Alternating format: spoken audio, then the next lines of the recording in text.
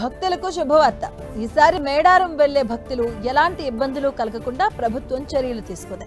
ఇందులో భాగంగా జంపన్న వాగు రివర్ ఫ్రంట్ అభివృద్ధికి 5 కోట్లు మంజూరు చేసింది. మేడారం జాతరలో జంపన్న వాగులో భక్తుల స్నానానికి ఏర్పాట్లు చేయబోతుంది.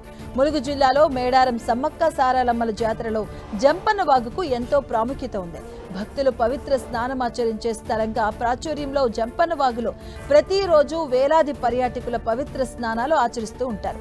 ఈ నేపథ్యంలో జంపన్న వాగు అభివృద్ధికి 5 కోట్లు మంజూరు చేసిన ప్రభుత్వం, అలాగే ఆసియా ఖండంలోనే అతి పెద్దదైన గిరిజన జాతర తెలంగాణ కుంభమేళాగా పేరుగాంచిన మేడారం సమ్మక్క సారాలమ్మల జాతర వచ్చే ఏడాది ఫిబ్రవరిలో జరగనుంది.